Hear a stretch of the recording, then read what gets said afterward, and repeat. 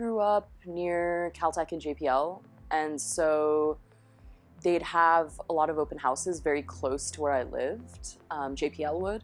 So I kind of grew up going to these things, and a lot of my friends' parents were professors at Caltech and USC and UCLA. So I kind of, and I also have a lot of physicists in the family, not my parents, but extended family. So I kind of grew up around physics. And then when I was choosing a major for college to apply to, I ended up doing electrical engineering because it was more of a diversity in career afterwards sort of decision, in that I could go to grad school and do my PhD in physics if I wanted to, or if I didn't end up enjoying physics research, I could always leave and go into industry and do hardware or software or pretty much most fields within STEM. I would have that flexibility. And I really enjoyed engineering, graduated, and while I was at Caltech, I was constantly doing physics research. So it was like my degree was in engineering, but I was doing physics research on the side or during the summers.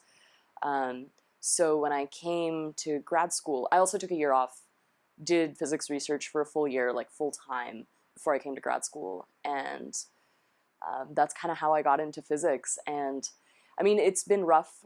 The first few years are obviously rough since I wasn't a physics major and didn't really take physics classes, but it was a fairly smooth transition. They're not that far apart, and if you want to do something, you just kind of do it. I got interested in physics because I just really thought space was cool, to be honest. I grew up like listening to stories and, you know, Indian mythology, and it all kind of rolled into how the world begins and how the world progresses. And it was something that I always found fascinating because it came from sort of home, you know, philosophy discussions along with whatever I saw outside, you know, like why is time a thing? What defines time and movement, and, you know, what is relativity? And these were things I talked to my family about when I was in elementary school. I mean, I did do applied physics and I did particle physics, but I came back to cosmology because it was kind of just like the beginning, you know? It's like how everything started, and it's bizarre that we don't know like most of what's out there, most of what happened in time. And if you just take a step back and think of that, I can't imagine anything cooler to study, you know? Yeah. One of the first things I started doing with Adrian was antennas. Just working on the sinuous, improving the sinuous, that kind of stuff. And then when we were developing or improving upon the lenslets and trying to decide on what we're going to do for SO, Sean started asking me to do simulations of what can and cannot be fabricated, and simple things like, can we make cuts on AR coatings over the actual lens, and what kind of backshort should we use to gain better efficiency?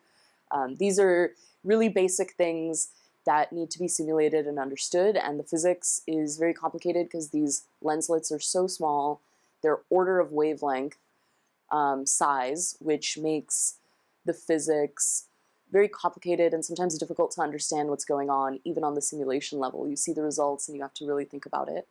So that's what I have been doing for the most part. But what I also did is the Small Aperture Telescope just came into UCSD. So I was just there for like 2 weeks, you know, taking it apart, starting to put it together with, you know, a lot of the UCSD people and one or two of us from Berkeley that went down. So that was really grueling. You know, they don't tell you in physics that you have to like be in shape, but you have to be in shape if you're going to stand for 15 hours a day and lift heavy pieces of metal and heavy pieces of wood and use these like giant tools. it was funny because I was the smallest person there, so I'd have to like squeeze into the little holes of the telescope to like wire things sometimes because nobody else could fit in, and it was just easier to do it that way. So it was super fun, but it was really exhausting, but completely worth it. And that's still in the beginning stages. Like, we haven't even put in some of the big parts yet. I think inflation is kind of the most interesting part for me because it should have happened, but did it actually happen? I don't know. There's like no real, you know, like, that's something we need to know. So I think that for me is one of the more interesting parts. But yeah, inflation. It's just a bizarre phenomenon when you think about it, you know? Like, space expanding so fast is ridiculous. Yeah. People like me often have the most struggles getting into these fields. And I think the most important thing you could do is to remember why you pursue something at all. You are pursuing something because you're interested in it. And when you stop to compare yourself to other people or listen to what other people have to say that is not relevant to your profession, it can affect you. So you shouldn't let it. And just keep pursuing what you want. There's other people that are like you that are out there and are wonderful people. So that's the advice I normally give.